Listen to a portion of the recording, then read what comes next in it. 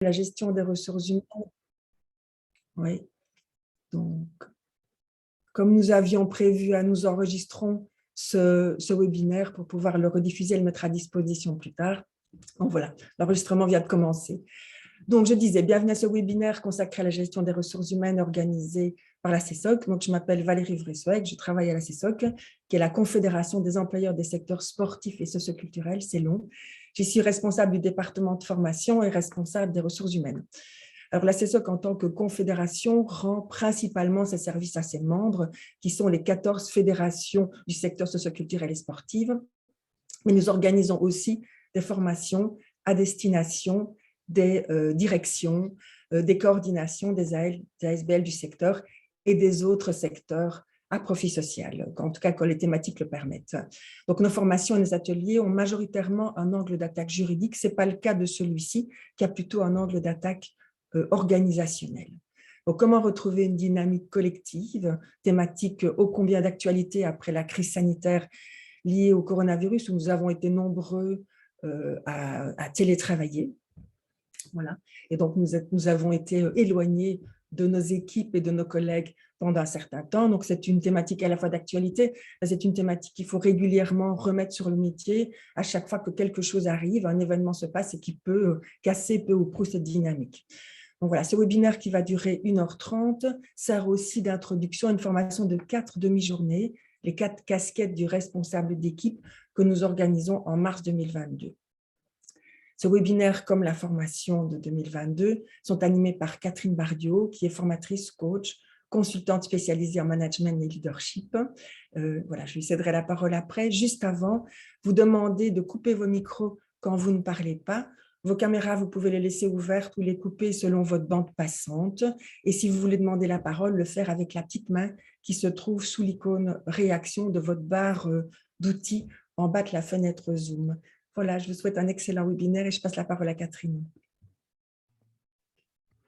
Merci Valérie, bonjour tout le monde. J'ajoute aussi que comme on est 25, pour communiquer, ce sera principalement via la discussion. Il y aura aussi des temps d'interactivité et peut-être même un moment où vous pourrez échanger par petits groupes. C'est toujours chouette de pouvoir aussi rencontrer d'autres personnes et échanger des idées. Donc, on va essayer de le faire, on va essayer de le rentrer dans le temps de l'heure 30. Mais donc, voilà, n'hésitez pas à utiliser la discussion. Alors, je vais vous partager directement mon écran.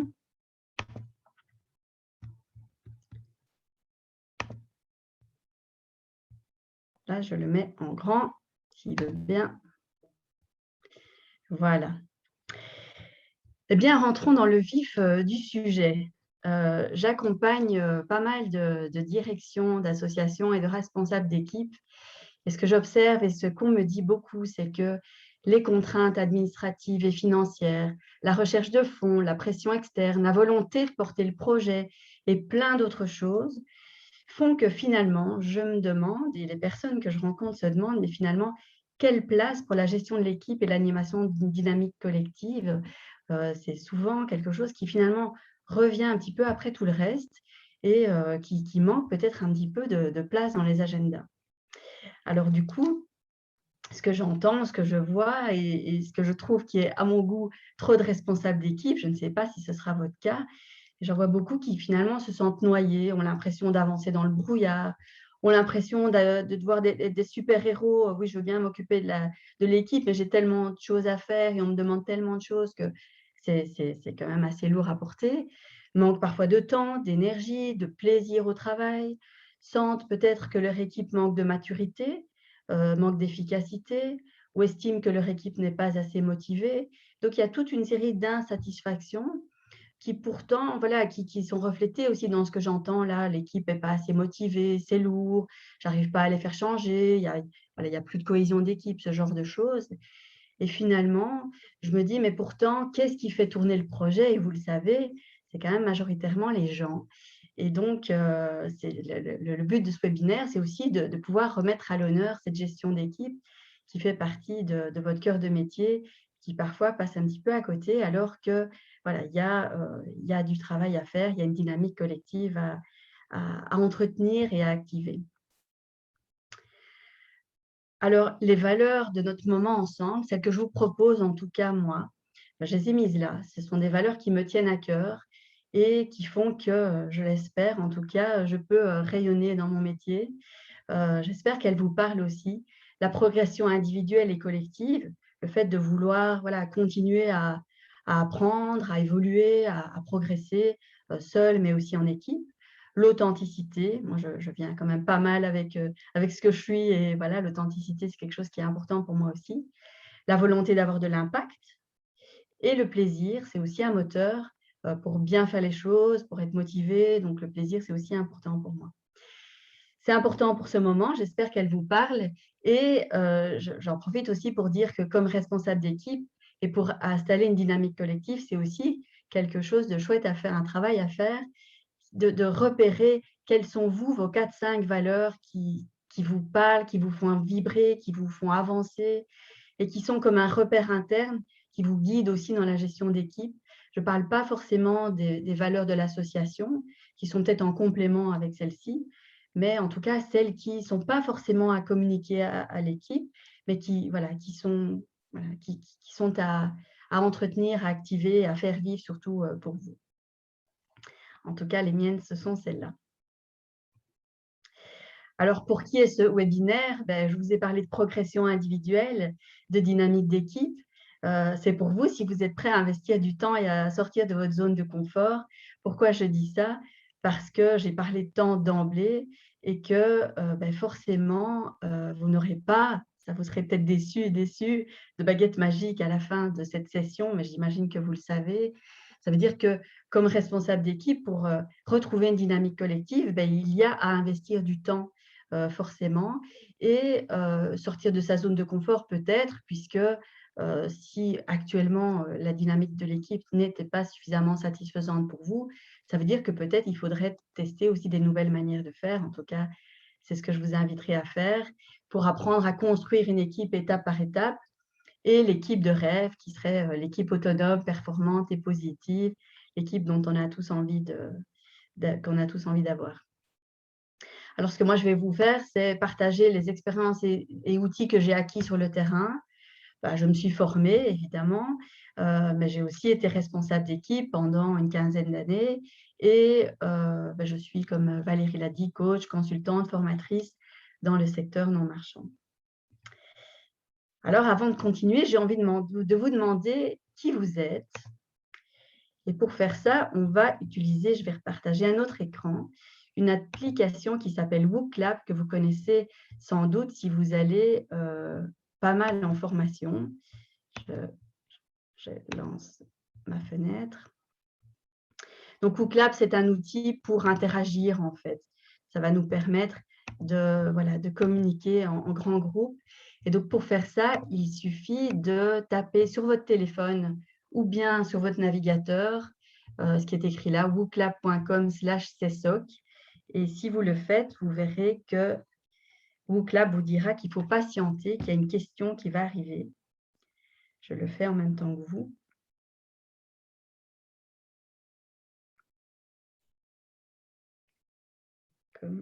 .com/csoc.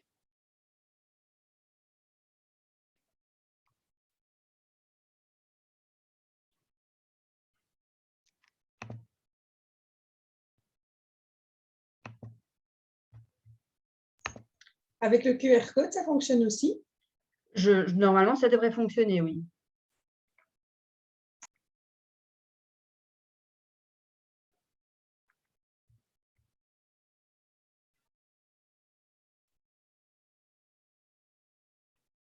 Alors, si vous y êtes arrivé, vous devez voir un peu de patience. Il n'y a pas de question lancée pour l'instant parce que la question va arriver.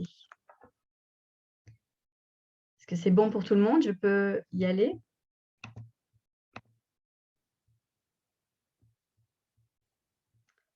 OK, alors j'avance. La première question, qui est une question un petit peu pour tester l'outil, la voici. Est-ce que vous êtes plutôt salé, sucré ou bien aventurier, aventurière?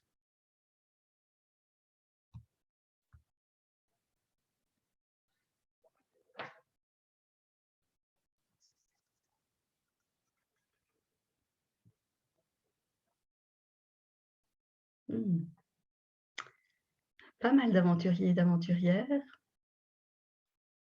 Et on a un peu de tout, du salé, du sucré. Il y a encore, je pense, 3-4 personnes qui ne sont pas connectées. Dites-moi si c'est parce que vous hésitez ou si vous avez un souci technique. Il y a quelqu'un qui met dans le chat que ça ne fonctionne pas pour lui. OK. Alors, si ça ne fonctionne pas pour toi, tu peux écrire dans la discussion ta réponse. Et comme ça, on pourra partager aussi avec toi voilà, tes préférences culinaires. Ne nous laissons pas déborder par l'outil. Si tu n'y arrives pas, ce n'est pas grave, hein. Tu pourras quand même participer à la suite du webinaire. C'est vraiment pour l'introduction et pour quelques moments d'interaction que je vais l'utiliser. OK. Dernier vote. On a apparemment une majorité d'aventurières, et puis de salés, et puis de sucrés. Je ne sais pas si dans l'après-midi, les salés sucrés changent. On va passer à la question suivante. Et la question suivante, c'est d'où vous connectez-vous à nous, en fait? Où êtes-vous maintenant en ce moment? Alors, je sais que c'est un peu petit. Si vous avez un gros doigt et que c'est sur votre téléphone, ce n'est pas évident. Faites au mieux.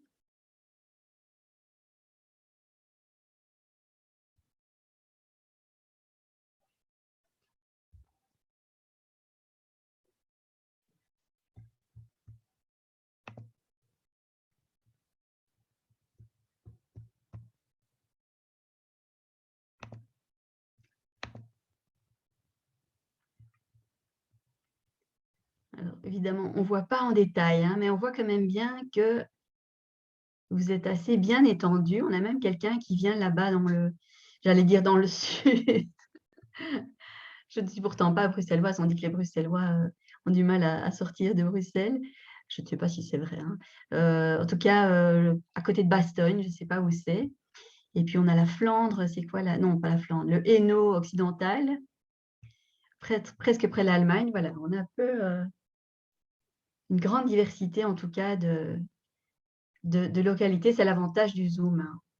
On peut venir d'un peu partout sans devoir se déplacer. C'est quand même génial, finalement. Et dans le chat, quelqu'un rajoute de France, mais ça, on ne sait pas pointer apparemment sur la carte. Alors, oui, tu peux. Ah, tu ne sais pas mettre un point sur la France?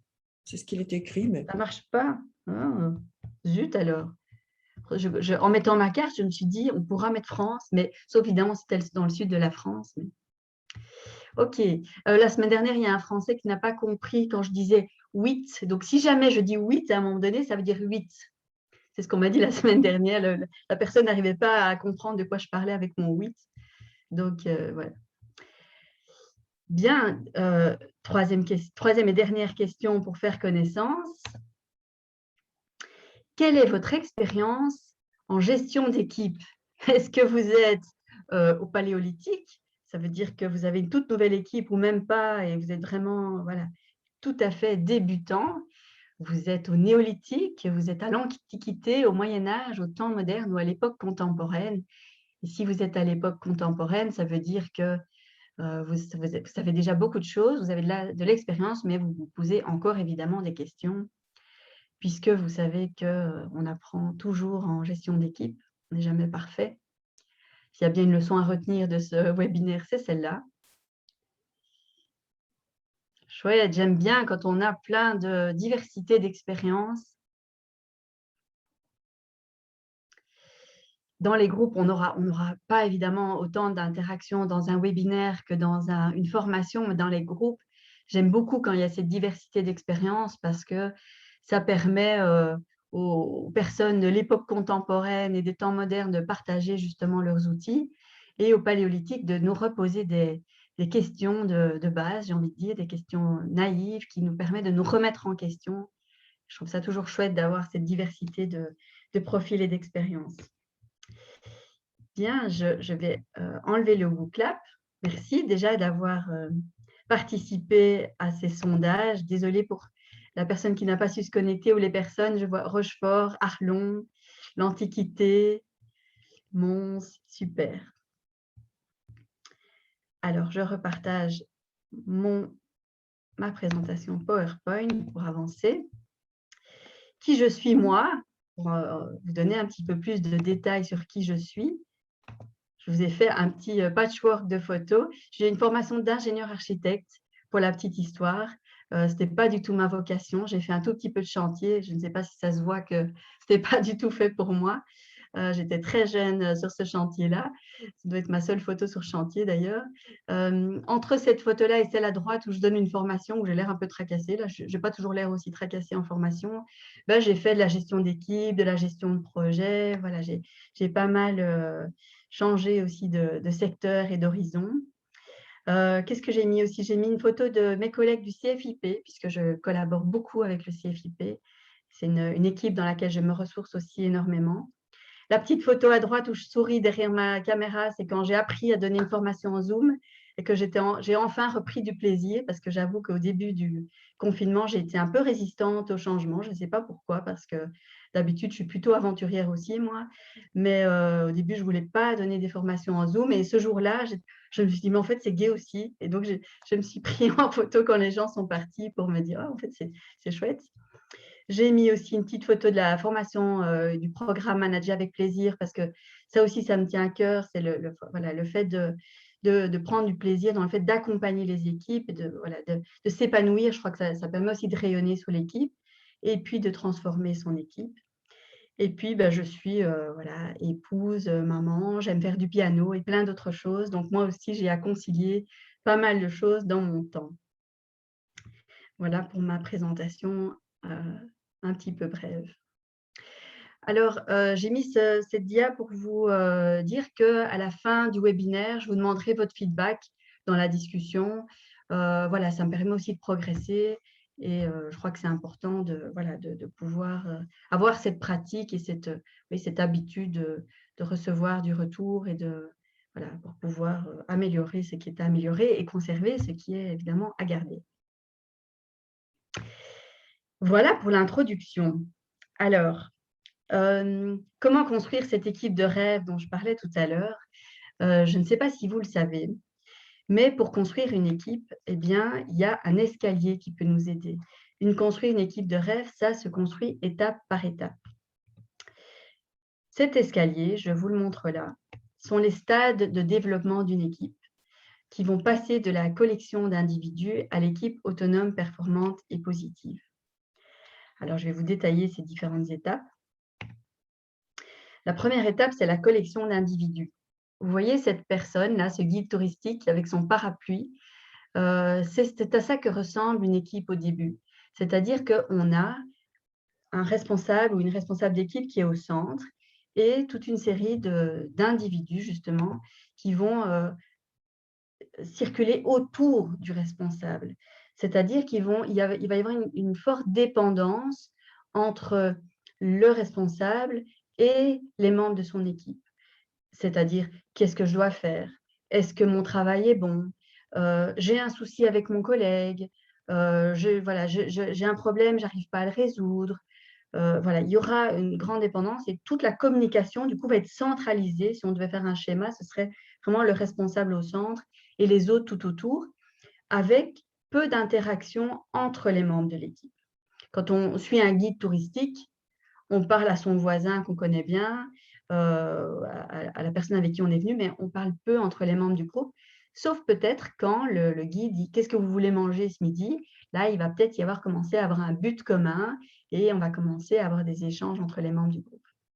Donc ça, c'est vraiment les caractéristiques de ce premier stade, le ou la responsable au centre et la performance. Bon, j'utilise ce mot-là, on pourrait en trouver d'autres, hein, ce n'est pas toujours un mot qui est apprécié, mais le travail, le résultat de ce qui est fait, voilà, le travail est individuel. Chacun va travailler voilà, va être plus centré sur sa tâche, quoi.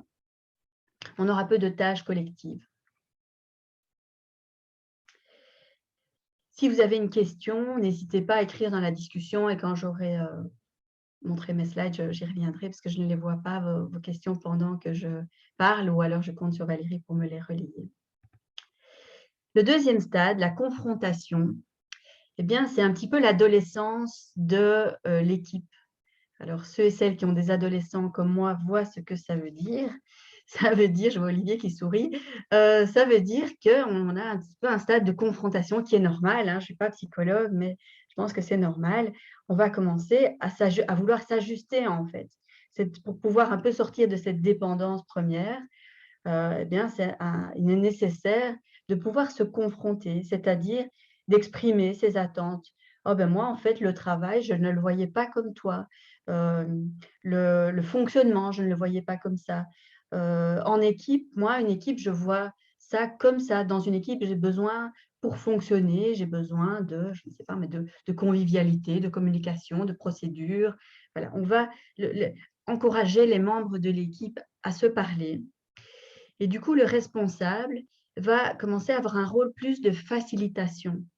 Là, au début, il va avoir un rôle vraiment de direction, j'ai envie de dire. Ici, il va aussi faire circuler la parole, mais aussi être garant du cadre pour installer progressivement la confiance. Parce que vraiment, le but de cette phase-ci, c'est de rechercher un cadre commun et de construire ce cadre commun. Dans la première phase, le cadre, il est donné par le ou la responsable. Ici, le cadre commence à bouger pour que l'équipe puisse ajuster le cadre à qui elle est et à qui sont ses membres. La phase suivante, c'est l'intégration.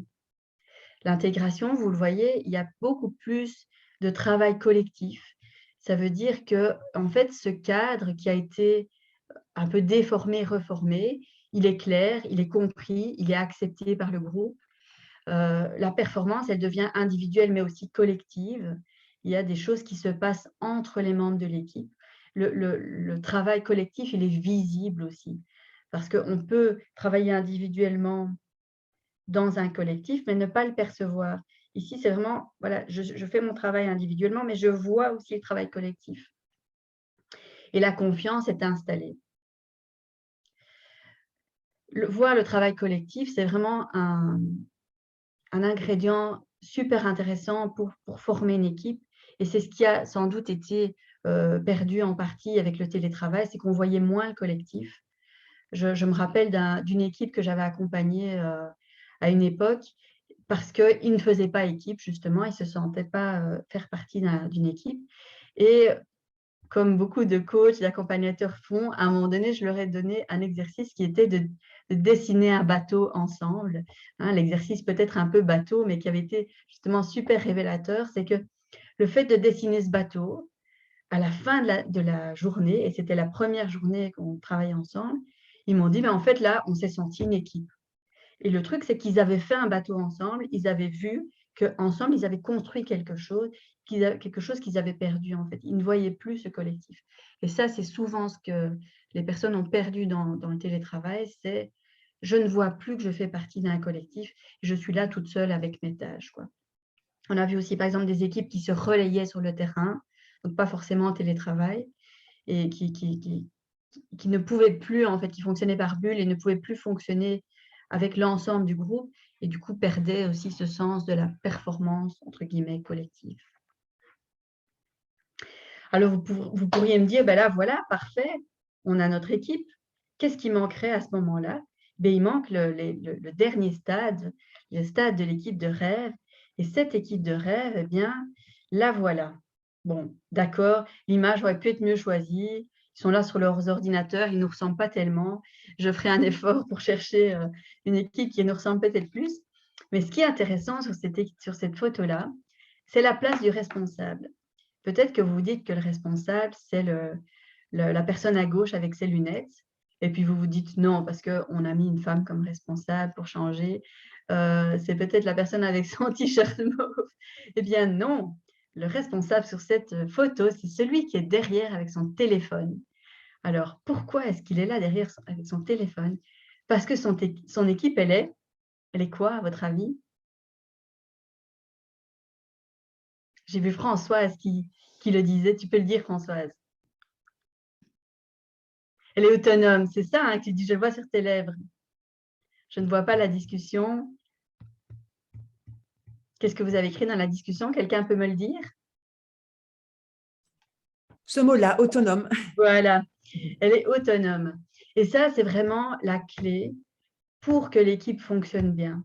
Et en plus, c'est aussi la clé pour améliorer le bien-être au travail. En fait, plus vous allez viser l'autonomie de l'équipe, donc individuellement et collectivement, et plus vous allez obtenir une équipe qui d'abord, avec des personnes qui se sentent bien, parce qu'elles se sentent plus en confiance, en fait. Elles dépendent ici beaucoup moins de vous pour savoir si elles font bien leur travail. Elles ont des repères internes, elles aussi, pour se dire ça c'est bien, ça c'est pas bien, là je peux prendre l'initiative, là je ne peux pas, parce que le cadre aussi a été clarifié et parce que l'ajustement avec les membres de l'équipe a aussi été travaillé.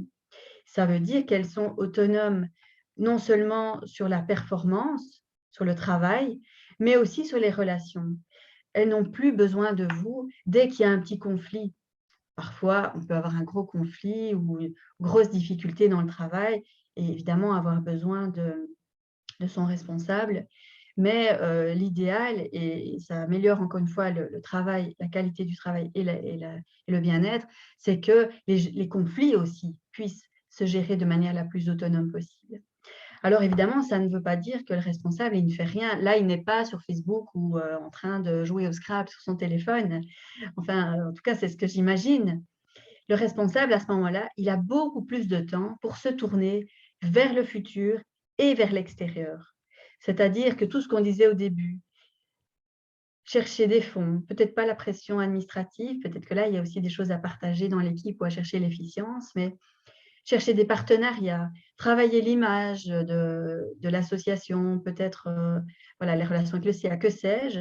Le responsable a beaucoup plus de place pour cette casquette, c'est une des casquettes dont on parle dans la formation, qui est la casquette de promotion, qui lui permet de faire en fait avancer l'association.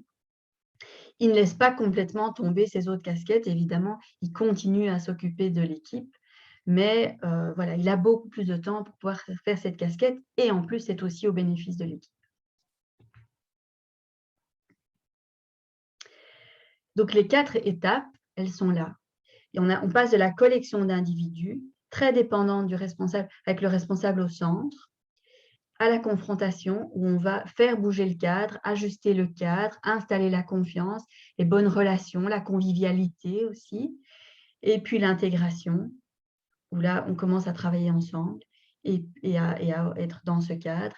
Et puis après, on va en plus vers une autonomie avec une confiance qui est installée et avec une association qui peut avancer vers des projets, vers le futur, vers l'extérieur.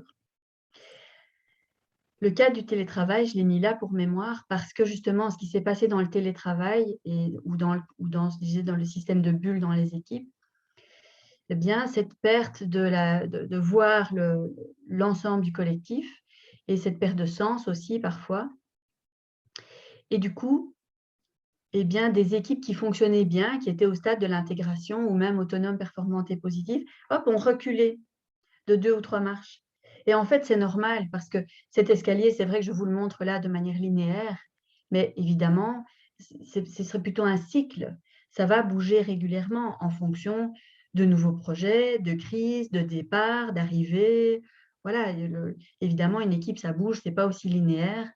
Les outils de formation, c'est intéressant pour avoir des repères et pour se dire, voilà, quand j'ai une situation dans l'équipe, il y a un truc qui ne fonctionne pas bien, je peux revenir à mes repères et me dire, tiens, où est-ce que j'en suis? Qu'est-ce qui se passe? Sur quoi est-ce que je pourrais travailler? C'est quoi le fil que je pourrais tirer? Donc, l'idée, c'est évidemment pas d'afficher ça dans votre bureau et d'être constamment dans les outils, mais c'est vraiment de les utiliser comme repères quand vous en avez besoin, quoi. Et comme on l'a vécu justement dans ce cas du télétravail. Catherine, je t'interromps maintenant parce que j'ai Tant quelques pis. remarques dans le chat et je me dis que c'est peut-être bien que tu y répondes. J'ai une première remarque qui dit « Tout le monde ne souhaite pas être autonome ». Quelqu'un qui répond sans doute, mais pour ma part, je trouve que donner de l'autonomie à une personne et une équipe, c'est lui montrer qu'on a confiance et c'est gratifiant. Et quelqu'un d'autre qui met « Pour ma part, je pense que mes équipes sont autonomes et en capacité de performance, mais pas assez positives. » Voilà. OK. Donc, il y a 3 commentaires, si j'ai bien compris. Tout le monde ne veut pas être autonome. Les équipes autonomes, pas positives. Ça, c'était la troisième. Et la deuxième, c'est quelqu'un qui trouve que c'est de toute façon intéressant de donner de l'autonomie. C'est gratifiant. Oui, c'est Voilà. gratifiant, tout à fait. Oui. Donc, avec le deuxième commentaire, évidemment, on est à 100% d'accord. Tout le monde ne veut pas être autonome. Alors, qu'est-ce qu'on veut dire par autonome? Évidemment, il y a autonome et indépendant. Autonome ne veut pas dire indépendant. Autonome, ça veut dire je suis capable de faire mon travail sans devoir référer.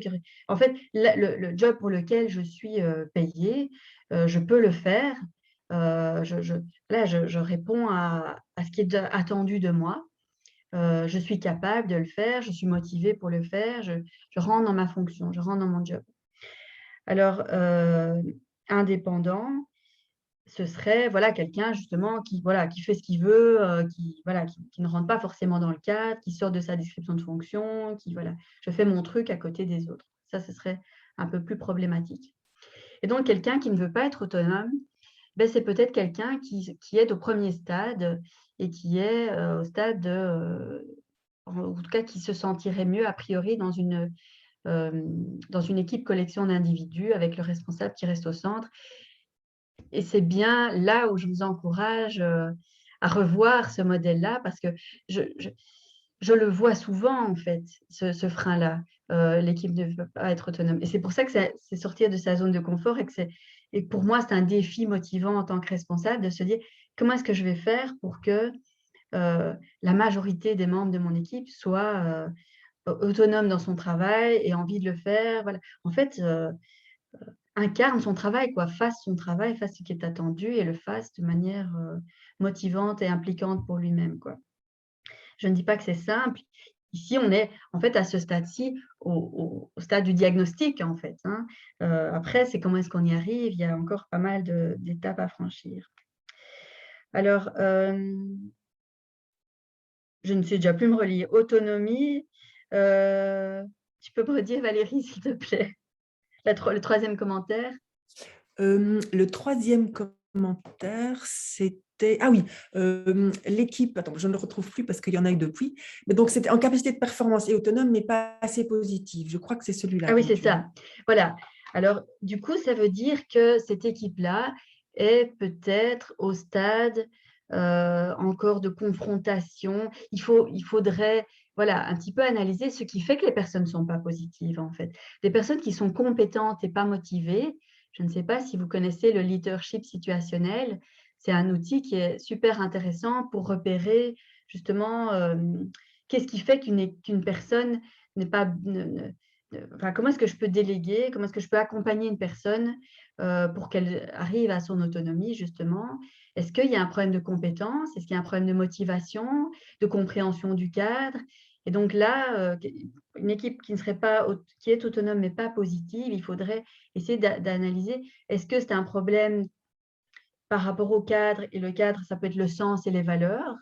Est-ce que c'est par rapport au fonctionnement, au rôle et responsabilités, à la manière de fonctionner? Est-ce que c'est l'ajustement dans l'équipe? Et donc là, voilà, il y a peut-être à repasser au stade de confrontation pour essayer de comprendre les attentes et d'essayer d'ajuster un maximum les attentes avec le cadre. Il ne s'agit pas évidemment, enfin, quoique, il y a des équipes dans lesquelles l'équipe construit complètement le cadre, mais on n'est pas forcément là-dedans.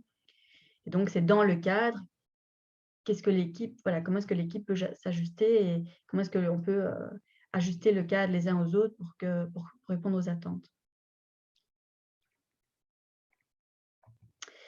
Alors, j'avais envie de vous demander justement à quel stade êtes-vous, à votre avis, et de faire un premier diagnostic. Alors, ce n'est pas grave si vous vous trompez, hein.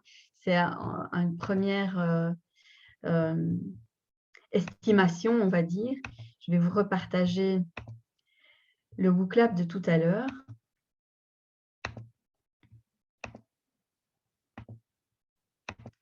À votre avis, comme ça, en estimation, est-ce qu'on a une équipe? Il y a une personne qui a répondu, voilà, sans hésitation, stade 4. Est-ce que votre équipe est au stade de la collection d'individus, de la confrontation? Et en fait, ce n'est pas du tout un jugement de votre travail qu'on est en train de faire ici. Puisque, je vous le disais, une équipe, c'est dynamique. Et donc, il se peut que vous soyez un super-héros, même si vous n'êtes pas obligé, un super responsable d'équipe, et que votre équipe soit au stade collection d'individus, parce que ça peut dépendre de votre contexte, de plein de choses. Donc, ce n'est pas du tout un jugement de vous, c'est simplement, voilà, tiens, là, où est-ce que j'en suis là aujourd'hui, à mon avis, le 20 octobre à 10h05.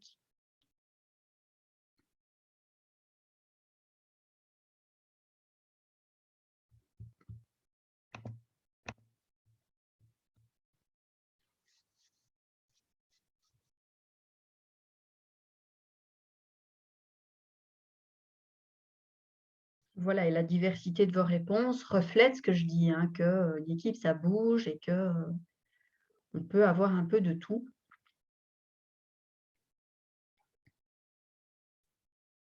Que quelqu'un rajoute confrontation et intégration, quelqu'un qui ne sait pas se connecter à vos claps. Ah oui, voilà. Je vais voir si je peux le faire pour vous. J'ai pu en mettre une, mais je ne sais pas si je peux en mettre une deuxième. Non. Du coup, il y a une intégration en plus.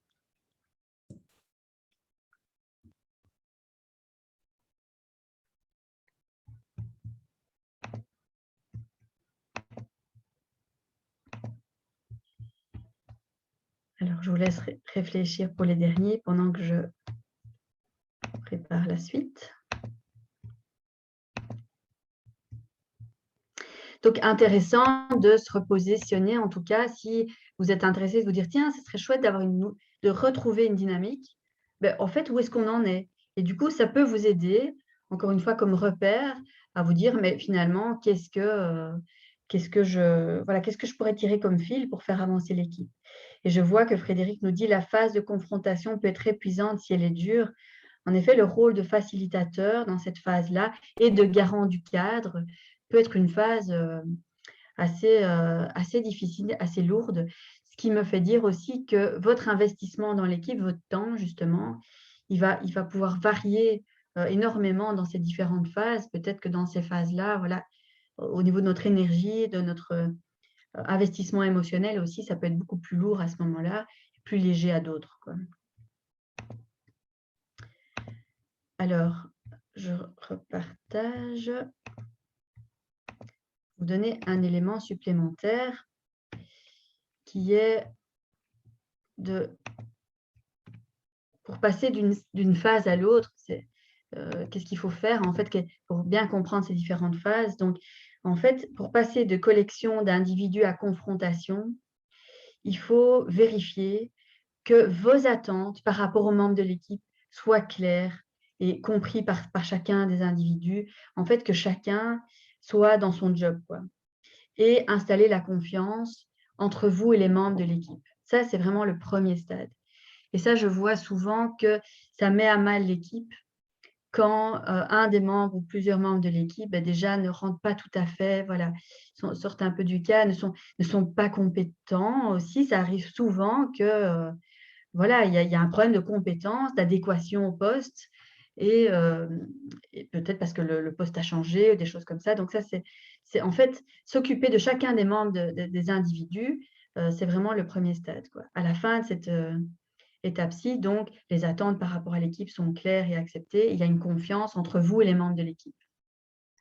À la fin de la confrontation, le cadre a été revu, pensé, accepté. La confiance est bien installée entre les membres de l'équipe cette fois-ci et le travail collectif, il est visible. Et puis, au stade suivant, il y a une autonomie du groupe, là, du coup. Les interactions entre les membres du groupe fonctionnent. Ils peuvent trouver des solutions indépendamment de vous si c'est nécessaire, s'organiser en cas de maladie. Voilà, je ne dis pas qu'il faut toujours tout laisser tomber, hein, mais en tout cas, il y a quelque chose comme ça qui est possible, quoi. Et en cas de conflit aussi, c'est possible. Alors, ce que j'ai remarqué, avant, j'arrêtais là mon explication, et moi, j'ajoute maintenant encore, pour taper encore un petit peu sur le clou sur ce que je disais tout à l'heure, avant d'être une collection d'individus, il y a vraiment cette attention à ce que chacun, dans son poste, puisse déjà en fait fonctionner dans son poste. Parce que j'ai vu des équipes qui essaient de passer au stade suivant et donc d'aller dans la confrontation, c'est-à-dire de s'accorder mutuellement. Et en fait, c'est pas possible parce que déjà, ou c'est très difficile parce que déjà, chacun ne remplit pas son contrat, en fait. Et ce n'est pas forcément de la mauvaise volonté, ça peut être une incompréhension mutuelle, des choses qui n'ont pas été dites, un poste qui a évolué, des formations qui n'ont pas eu lieu, que sais-je, mais s'il y a un trop grand écart entre ce qui est attendu et ce que les membres de l'équipe doivent faire, et que là, on essaie d'aller dans la confrontation, c'est-à-dire dans l'accordement mutuel, c'est compliqué parce qu'il n'y a pas de confiance. Déjà, il n'y a pas de confiance en soi, en fait. Si je sens que je ne colle pas à mon poste, eh bien, je vais manquer de confiance en moi. Et comment est-ce que je peux donner ma confiance dans l'équipe si déjà, moi, je ne suis pas dans ma confiance dans mon travail? Parce qu'en fait, on sous-estime souvent le manque de sécurité professionnelle. Je ne fais pas assez bien mon travail, je ne me sens pas bien dans mon travail. Ce n'est pas toujours conscient, hein, mais du coup, je dois être sur la défensive puisque j'ai prouvé que je fais bien mon travail. Et donc, tant qu'individuellement, ce n'est pas clair, c'est compliqué d'aller dans le collectif. Alors, je vous propose maintenant un temps un peu rapide de 10 minutes par deux, voilà, par deux, par trois. Ça veut dire que je vais créer des sous-groupes. Ça va être assez rapide. Hein. Ah zut, je ne peux pas faire ça. Ça, on a oublié de vérifier, Valérie. Ici, tu peux faire ça. Je vais juste te mettre la cône. Ah oui. Est-ce que toi, tu peux les créer, les groupes? Non, moi, je vais te les passer. Je vais te Ok. passer l'animation. Il faudra que tu me la repasses après. Je la repasse après. Je pense que ça ira. Attends. Ok. Bon, Et donc, je vous explique le but. Le but de passer en sous-groupe, c'est de pouvoir échanger entre vous pour vous demander finalement, pour vous, ce serait quoi le prochain fil à tirer? C'est-à-dire avec ce que j'ai raconté là sur les stades de développement de l'équipe. Je vais te montrer, Justine, les étapes entre les marches comme tu le demandes. Finalement, ce serait quoi votre prochaine étape, quoi? Sur quoi est-ce que vous devriez éventuellement essayer de travailler pour pouvoir faire avancer votre équipe? Vous pouvez faire une photo, si vous voulez, de cette dia-ci, si ça vous aide pour l'échange en sous-groupe.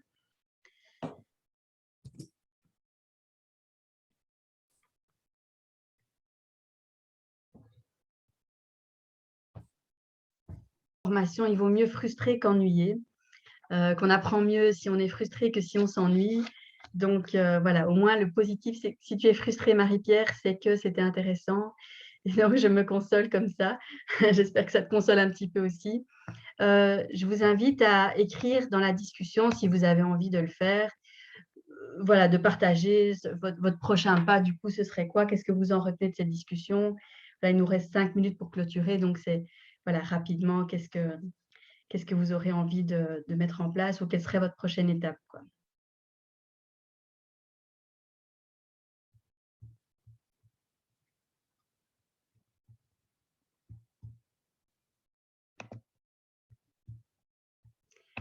Et pendant que vous écrivez ça, je repartage.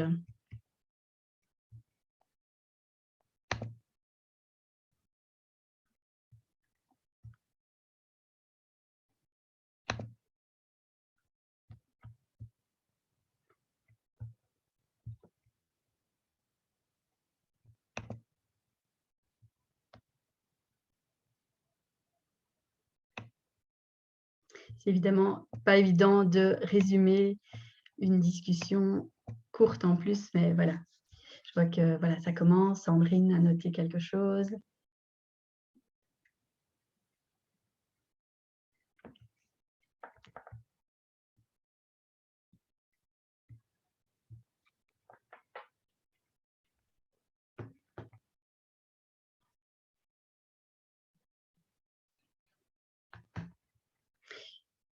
Je vous suggère en tout cas, si vous avez envie de poursuivre voilà, cette réflexion, le meilleur conseil que je pourrais vous donner, c'est juste après le webinaire à 11h30, pardon, je suis déjà à 11h30 moi, à 10h30, je n'ai pas faim pourtant, c'est de prendre votre agenda.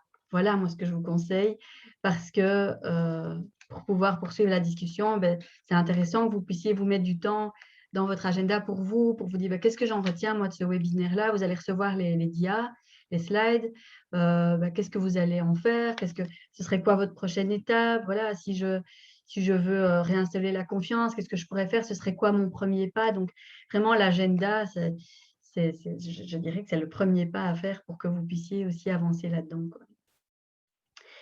Alors, je vous avais dit que votre feedback était important Et donc, j'aimerais vous demander, dans la discussion, d'évaluer ce webinaire avant de le terminer, avant d'aller à la conclusion.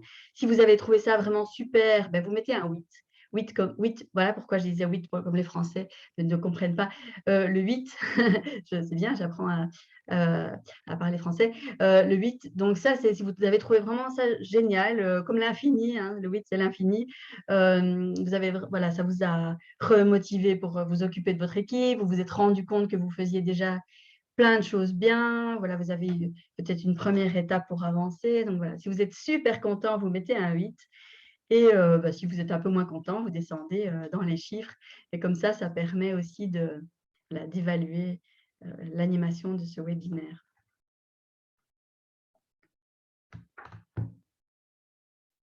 Oui, oui, oui, oui, oui. Merci Coraline, merci Bénédicte. Chouette de recevoir des 8 comme ça, c'est gai.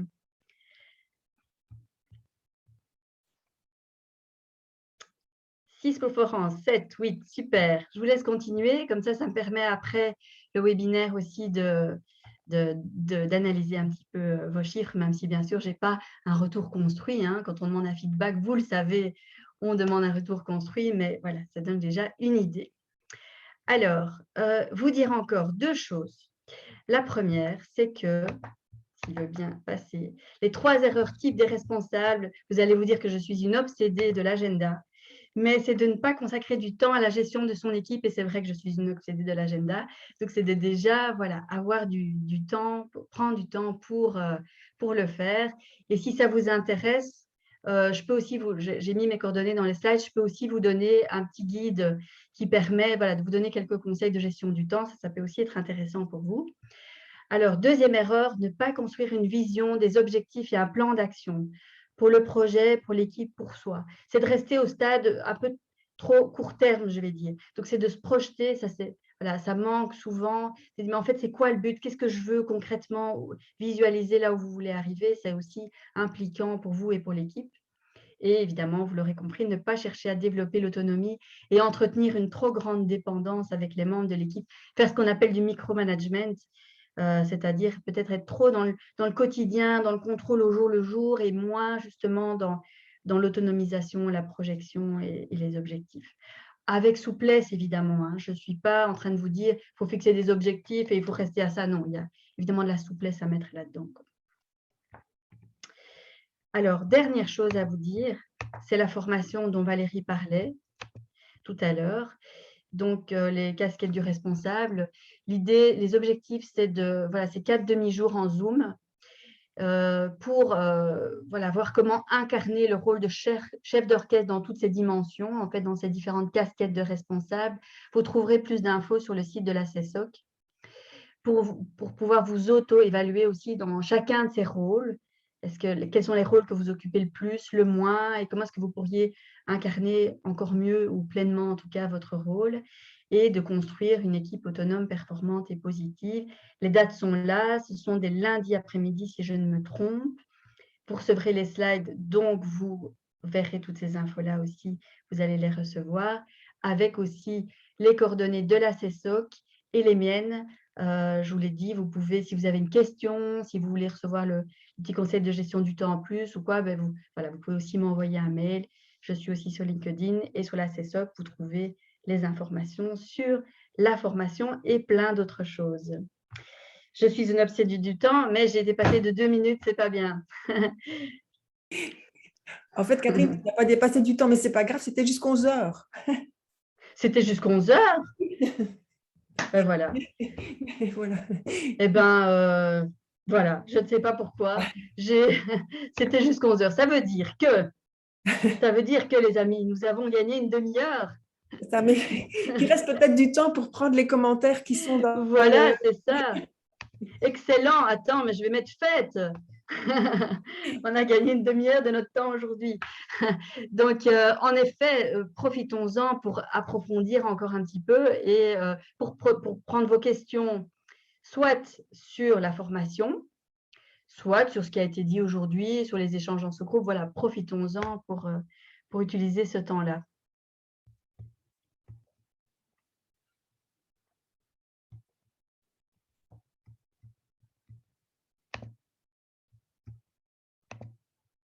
Est-ce possible de partager le doc de la gestion du temps sur cette conversation? Non, je ne peux pas, je dois le… Je suis en train de le peaufiner, j'aurais fini aujourd'hui. Donc, c'est vraiment, vous serez les premiers à le recevoir. C'est vraiment des conseils. En fait, j'ai donné beaucoup de formations à la gestion du temps parce que, vous l'aurez compris, ça me passionne beaucoup. Parce que je trouve que le temps, c'est une ressource hyper précieuse que nous avons et que nous utilisons souvent assez mal. On est hyper sollicité, c'est aussi de plus en plus complexe. On ne donne pas une formation à la gestion du temps maintenant comme on l'a donné il y a quelques années. Et donc, récemment, justement, avec tout ce que j'apprends ces derniers mois, ces dernières semaines dans mes accompagnements et mes coachings, j'ai remis à l'ordre du jour, je vais dire au goût du jour, avec les nouvelles pratiques, mes conseils de gestion du temps. Et donc, voilà, je le finalise aujourd'hui. Et donc, si vous m'envoyez un mail, je vous l'envoie sans problème cette semaine.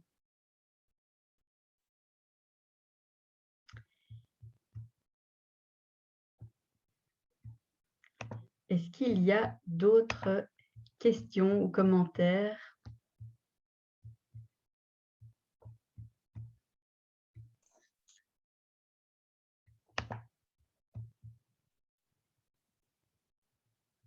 Quelques conseils pour la phase de confrontation. Alors, oui. Donc, la phase de confrontation, c'est la phase, en effet, dans laquelle, et en même temps, vous voyez, moi, je ne sais pas faire deux choses en même temps. En même temps, j'écris mon adresse. Donc, la phase de confrontation, c'est la phase pendant laquelle les personnes les membres de l'équipe vont commencer à s'ajuster, à se parler, à se confronter, justement. Donc, ça veut dire que c'est une phase dans laquelle il y a on pourrait dire, utiliser les 3 C comme cadre, c'est-à-dire qu'il y a une première phase qui est importante, enfin, si vous voulez, c'est l'assise de cette phase-là, c'est d'abord le contrat. Le contrat, c'est d'être bien au clair pour entamer cette phase-là, qu'est-ce qu'on fait ensemble, en fait? C'est quoi notre vision du travail? C'est quoi le sens de ce qu'on fait? Quelles sont nos priorités, nos objectifs? Voilà, ça, c'est vraiment le contrat, c'est qu'est-ce qu'on fait ensemble? Et puis, à la phase de cadre, enfin, le deuxième C, c'est le cadre, c'est quel est le cadre de base pour commencer à déjà fonctionner ensemble? Quelles sont les limites? Dans quoi est-ce qu'on peut s'accorder? Sur quoi est-ce qu'il y a de la souplesse? Donc, vraiment, quel est le cas? Les principes, les règles du jeu, en fait. Si on se met autour de la table pour s'ajuster, quelles sont les règles du jeu de base et quelles sont les règles du jeu qu'on peut éventuellement mettre sur la table ou celles qui sont vraiment fixées, quoi. Dans le contrat, il y a aussi les valeurs, évidemment, hein. Le contrat, c'est qu'est-ce qu'on fait ensemble, nos missions, notre vision, nos priorités, nos valeurs. Et le cadre, ce sont les règles du jeu, les principes de fonctionnement. Et puis, il y a évidemment le contact, c'est l'aspect humain des choses, la convivialité. Donc, c'est aussi soigner voilà, le plaisir d'être ensemble, de pouvoir se donner du temps, de pouvoir voilà, passer des moments agréables ensemble. Donc, ça, je veux dire, c'est les 3 piliers de cette phase-là. Je vois la question de François. Cette confrontation, vous la voyez sous forme de réunion collective ou bien personne à personne? Eh bien, ça peut être les deux. Moi, je vous encourage à alterner les moments avec votre équipe, même dans la phase d'autonomie, hein, de voir régulièrement, individuellement les membres de votre équipe pour savoir, quelqu'un parlait tout à l'heure dans la discussion de motivation aussi. Donc, même quand les membres de l'équipe sont autonomes, c'est intéressant de les voir régulièrement, individuellement. Déjà, c'est une forme de reconnaissance, puisque c'est, ben voilà, je suis disponible structurellement pour toi, toutes les 2 semaines, toutes les 3 semaines, que sais-je, mais voilà, on passe un temps ensemble pour savoir comment tu vas, pour savoir quelles sont tes difficultés peut-être, tes succès, voilà, qu'est-ce qui a bien marché pour toi ces dernières semaines, tes questions, tes remises en question peut-être, pour recadrer peut-être aussi les choses, parce que quand on ne se voit pas, on laisse parfois partir, et ça aussi, ça a été un problème du télétravail, c'est que parfois on a laissé partir en fait des personnes parce qu'on a eu moins de contact avec le responsable, quoi. Et donc d'alterner des moments individuels avec chacun des membres de l'équipe et des moments plus collectifs dans lesquels aussi on va construire, continuer à construire ce cadre, quoi. Alors, la phase de confrontation, elle peut se chevaucher avec d'autres phases, hein. Je vous disais, c'est des étapes, mais ça peut être en parallèle. Donc, ça veut dire qu'elle n'est pas toujours aussi bien définie que dans mon escalier. Ça veut dire que si vous installez une pratique de réunion régulière, peut-être qu'à un moment donné, vous allez vous rendre compte qu'il faut remettre sur la table ces questions de confrontation, ces questions d'ajustement du cadre, ou qu'il faut remettre de la convivialité. Voilà. L'idéal, c'est d'avoir cette pratique et d'utiliser ces moyens, ces canaux de communication pour chaque fois faire avancer l'escalier. Comment est-ce qu'une équipe autonome, performante et positive ne se fragmente, ne se divise pas trop, chacun dans son projet? Question d'Ophélie. L'idée, c'est vraiment une bonne question parce que c'est vraiment équilibrer le travail individuel et collectif. Ce qui est intéressant, c'est que de voir je ne sais pas dans quoi tu travailles exactement, Ophélie, mais de pouvoir visibiliser le travail de chacun, mais aussi la production collective. Donc, de montrer qu'on fait partie, peut-être, tiens, mon projet, à quoi est-ce qu'il contribue? C'est ramener aussi au sens, à la mission, peut-être aux bénéficiaires, voilà, à notre public. Qu'est-ce qu'on fait ensemble et qu'est-ce qui relie ces différentes choses? Donc, c'est de montrer l'implication et l'imbrication des différents projets individuels dans un grand projet commun. Je ne sais pas si c'est suffisamment concret, ma réponse, Ophélie.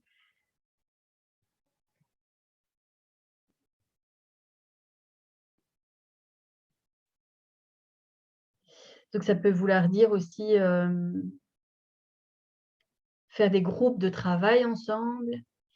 Ce que je trouve qui marche bien aussi dans le fait de passer du responsable au centre avec les membres de l'équipe autour à un travail plus en réseau. En fait, l'idée, c'est ça, c'est de créer un réseau dans l'équipe. Ce qui marche assez bien, c'est de créer des sous-réseaux et des réseaux qui bougent. Ça veut dire de peut-être déléguer des choses que vous faites déjà. Ça, c'est bien aussi en gestion du temps. Et de ne pas les déléguer complètement, hein. Il y a un cadre évidemment à donner, mais imaginons, je ne sais pas, moi, vous êtes en train de travailler sur la communication vers le public. Je dis n'importe quoi, je dis un truc qui me passe là par la tête, et vous n'avez pas une personne chargée de la communication dans votre équipe, et c'est vous qui vous en occupez. Et vous êtes en train de vous demander, tiens, est-ce que ce serait mieux de faire comme ça ou comme ça? Est-ce qu'il faut faire des newsletters? Est-ce qu'il faut... Et en fait, vous n'en savez pas plus que votre équipe finalement. Eh bien, peut-être qu'un groupe de travail dans l'équipe pourrait réfléchir aussi avec vous à ces questions-là et que vous pourriez lui déléguer une partie de cette tâche que vous avez en charge vous-même. Et puis, peut-être que pour un autre sujet, le plan de formation, par exemple, la politique concertée de formation du Fonds 4S, que je connais très bien et que j'affectionne aussi beaucoup, bien peut-être qu'une partie de l'équipe, une autre partie de l'équipe pourrait aussi s'occuper de cela et que ce ne serait pas le même groupe, enfin de mélanger les groupes, que ce ne soit pas toujours les mêmes groupes qui fonctionnent, pour que, comme en formation, moi je pratique beaucoup ça, le fait de mélanger les sous-groupes, comme vous avez fait aujourd'hui. Ben, ça permet de créer, en fait, de diminuer la dépendance par rapport au formateur et de créer la motivation aussi et l'appropriation de ce qu'on fait. Et du coup, si dans une formation, ben, on faisait un deuxième sous-groupe, je remélangerais les groupes pour que vous fassiez d'autres connaissances et que, en fait, votre groupe fasse groupe. Et donc, l'idée, c'est ça aussi dans les équipes. Ça, c'est vraiment chouette quand on arrive à faire ça, à faire en sorte que dans l'équipe, il y ait aussi des membres qui s'installent, qui se mettent dans des groupes de travail et que ces groupes bougent, quoi. Est-ce que la CESOC va nous transférer le PowerPoint du webinaire? Oui. Oui, oui, sans faute. Ça, c'est prêt tout de suite. Donc, dès que la session est terminée, je l'envoie à Valérie qui vous l'enverra directement. Alors, on ne l'enverra peut-être pas directement parce qu'on mettra probablement une page sur notre site avec le lien de la vidéo, le PowerPoint. Donc, ce ne sera pas directement, mais ce sera dans les jours qui viennent. Oui, tu as raison, Valérie. Est-ce qu'il y a encore des questions? Peut-être, Catherine, une suggestion, est possible de prendre une ou l'autre question oralement. Je sais qu'on a dit de Bien sûr. mettre dans le chat, mais comme il reste un peu de temps, Si quelqu'un veut poser une question oralement, levez la main et on vous donnera la parole. Et entre-temps, Ophélie nous dit « Oui, merci, c'est en effet un peu notre fonctionnement, mais donc, quand une nouvelle personne arrive, il est important de leur dire notre cadre de fonctionnement. Ce que je vais donc m'atteler à faire, c'est en effet très bonne idée, parce qu'il y a aussi un cadre de fonctionnement qui devient parfois implicite. On oublie que c'est le cadre de fonctionnement. Et donc, le trajet d'accueil des nouveaux, ça, c'est aussi un sujet, je trouve, hyper riche.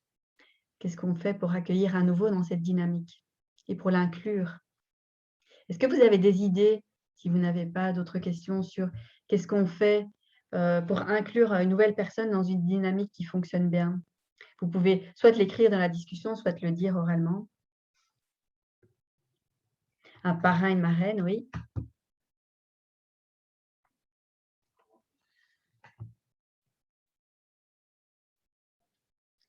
Moi, j'utilise par exemple la pratique du rapport d'étonnement. Vous connaissez ça? Le rapport d'étonnement, c'est l'idée, je trouve ça très, très inclusif, en fait, j'aime beaucoup. Voilà, je vois aussi des parrains marraines. Ah, Ludivine, tu viens de l'utiliser, c'est le rapport d'étonnement que tu viens d'utiliser? Ou c'est le parrain marraine? Alors, est-ce que toi, tu serais d'accord, Ludivine, d'expliquer comment tu l'as fait? Ou tu préfères que je le fasse? Si oui, il faut ouvrir son micro. Oui. Disons que c'est un outil que j'ai trouvé sur un site internet, mais je ne sais, c'est Compétentia, je pense. Oui, ben voilà. Et donc, je trouvais ça intéressant parce que en fait, c'est un questionnaire qu'on remet à la personne à son arrivée et qu'on lui demande de compléter au fur et à mesure. Donc, moi, je l'avais remis, j'ai revu la personne au bout d'un mois et je lui avais demandé de compléter au fur et à mesure tout ce qui l'étonnait par rapport au mode de fonctionnement au niveau de l'ASBL. Ce qui lui paraissait un peu particulier, ce qui l'étonnait, quoi. Donc, ça permet d'avoir un point de vue extérieur et peut-être parfois de remettre en question certaines pratiques qui finalement sont peut-être à retravailler ou à améliorer parce que nous, dans l'habitude, on ne remarque plus ce genre de choses. Oui. Et c'était positif, l'utilisation pour toi, Ludivine, de ce rapport d'étonnement dans l'équipe? Oui, c'est intéressant. Oui, il y a quand même des éléments qui sont revenus, qui effectivement, il y a des habitudes qui sont prises et qui ne sont pas toujours des bonnes habitudes non plus, et voilà, qui permettent de remettre en question ces modes de fonctionnement. Oui. Oui. Une question créative de Florence. Est-ce qu'on ne pratique ça qu'avec des nouveaux collaborateurs? Tiens, pourquoi pas ça pourrait être un jeu en équipe aussi, ou une espèce de team building, ou en réunion d'équipe, évidemment, mais de revenir avec nos étonnements. C'est chouette comme proposition, je trouve. Parce que l'idée du rapport d'étonnement, c'est, comme Ludivine vient de le dire, à la fois de se remettre en question dans ce qu'on oublie. Hein, et c'est vrai qu'on dit, un nouveau, dans les 30 jours, il s'est fondu dans le moule, et en fait. Tiens, et alors quand on arrive, qu'on est nouveau, on dit, tiens, comment ça se fait que chez nous, pour je ne sais pas moi, pour démarrer un nouveau projet, il faut 3 mois. Ah ben oui, tiens, c'est vrai que nous, on s'est habitué à ce que ce soit si lent et on avait un petit peu oublié. Donc ça, c'est l'avantage du nouveau qui arrive et qui pose des questions naïves, parfois dérangeantes, qu'on perd peut-être quand on est plus nouveau. Et puis l'intérêt aussi, comme je le disais, c'est l'inclusion, parce que, en fait, je trouve quelle belle reconnaissance de dire à quelqu'un, voilà, tu es bienvenue chez nous, observe-nous et dis-nous ce que toi t'en penses, et nous, on va prendre ton rapport d'étonnement. Ça ne veut pas dire évidemment qu'on va faire tout ce que tu nous demandes, tout ce que tu amènes, mais on va se remettre en question avec ton arrivée, et je trouve quelle belle preuve de reconnaissance et d'inclusion dans l'équipe. Ça remet en fait le stade de la confrontation. Quelqu'un demandait justement plus de conseils sur la confrontation. Ben voilà une idée de le faire, par exemple, une manière de le faire. Et puis Marie-Pierre dit, chez nous, après 3 mois, je réalise un entretien bien-être. Oui, bonne idée aussi. Tu veux expliquer, Marie-Pierre, comment tu fais? C'est pas très compliqué, hein. C'est un document en fait que je transmets aux travailleurs, où il y a toute une série de questions ouvertes et qui requestionnent en fait son bien-être donc lié à son arrivée. Donc il y a des questions ouvertes du style ma fonction est-elle claire? Est-ce que, comment je veux dire, quels sont les challenges que je me donne personnellement dans mon pôle? Est-ce que je souhaiterais soumettre une nouvelle idée de fonctionnement au sein de l'institution? Est-ce que les réunions d'équipe sont-elles utiles pour moi? Est-ce que mes attentes sont rencontrées dans mes relations au travail avec mes collègues? Et donc, il y a les attentes rencontrées, les attentes non rencontrées. Mais donc, on est vraiment d'abord sur un rapport humain et puis sur vraiment la prise de fonction, quoi. C'est est-ce que je me plais dans ma fonction? Est-ce qu'elle correspond à mes attentes? Et est-ce qu'elle est claire aussi? Donc, ça évoque aussi le côté intégration. Donc, voilà. Donc, il y a toute une série de questions. Ce sont des questions ouvertes et l'entretien dure 1 heure, 1 heure et demie. Donc, j'essaie de ne pas le faire plus. Et donc, c'est juste un échange, du coup. Et ça permet de recadrer ou en tout cas de prendre conscience des fois d'un stress que j'avais complètement ignoré chez le travailleur parce que peut-être que son intégration n'a pas été simple. Donc, ça permet aussi de voir s'il faut revoir le profil de fonction parce qu'il n'a pas été effectivement si les attentes de la direction et les attentes du travailleur sont similaires. Donc, voilà, c'est juste une discussion, mais vraiment ouverte avec le travailleur. On n'est vraiment pas sur de l'évaluation. Voilà. Chouette, c'est intéressant, je trouve. Et d'ailleurs, il y a des personnes qui demandent, Marie-Pierre, est-ce que cela vous ennuierait de partager votre document?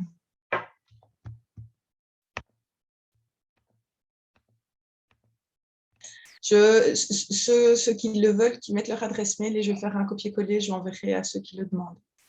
Je sens que ça va être... Oui, il y a des intéressés, en effet.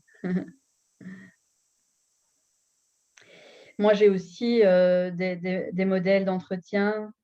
Si vous voulez, vous pouvez aussi m'envoyer un mail et ceux qui sont intéressés, je regarderai aussi.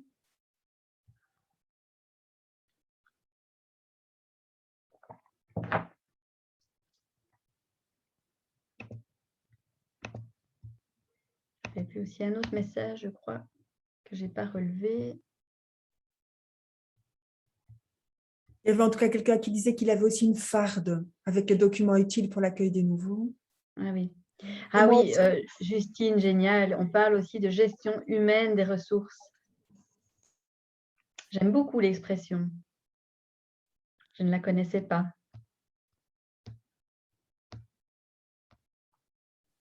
Oui, je suis la formation Bagic pour l'instant et on en parlait hier, une formatrice en parlait. Et je trouvais ça aussi pas mal. Oui, ouais, c'est chouette. Donc, la phare de Valérie, ça c'est aussi quelque chose qu'on fait à la fédération. En fait, nous, on a mis en place beaucoup de mécanismes d'accueil parce qu'on a une équipe qui est fort en mouvement, puisque en fait, notre employeur a une volonté d'engager des jeunes, veut être un acteur actif, en tout cas dans l'engagement des jeunes. Et donc, ça veut dire que chez nous, on a un turnover relativement important.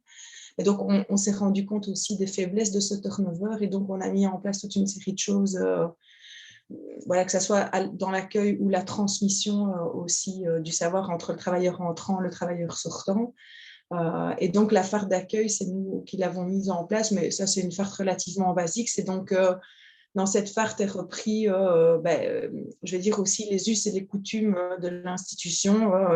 Donc, tout ce qui est de l'ordre du collectif, à savoir comment on gère le réfectoire, le nettoyage des communs et ce genre de choses. Et donc, il y a ça, mais il y a aussi évidemment notre plan quadriennal pour qu'ils puissent connaître, alors là, le volet plus institutionnel, le dernier rapport d'activité.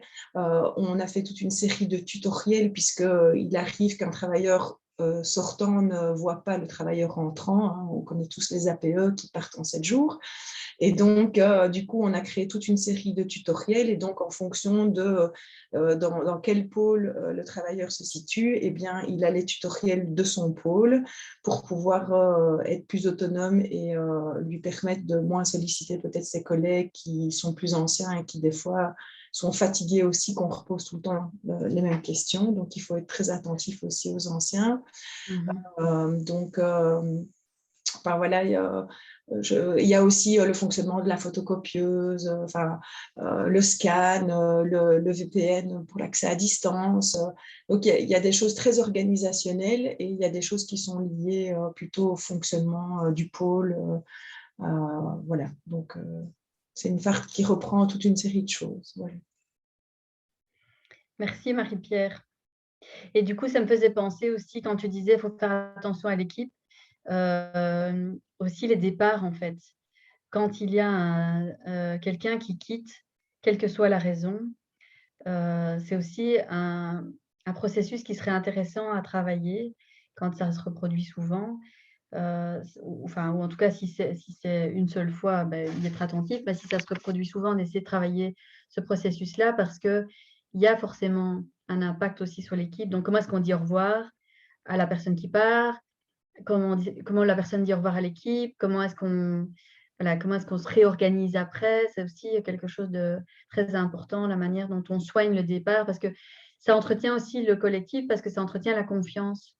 Si on soigne même les personnes qui partent, et le départ, ça veut dire que, voilà, parce qu'inconsciemment, quand quelqu'un part, il y a toujours une espèce d'insécurité qui s'installe.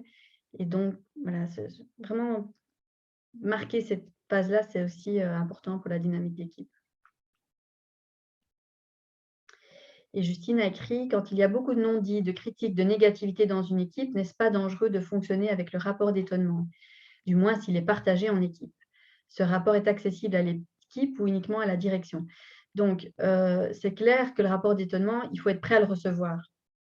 Si vous ne vous sentez pas... Par exemple, j'accompagne une directrice depuis quelques mois, elle n'a pas du tout confiance en elle. Elle doit vraiment installer sa confiance dans l'équipe et tout. Je ne sais pas si je lui conseillerais tout de suite parce qu'il y a beaucoup de conflits dans son équipe. C'est difficile, quoi. Et je ne suis pas sûre qu'elle soit prête à recevoir la critique.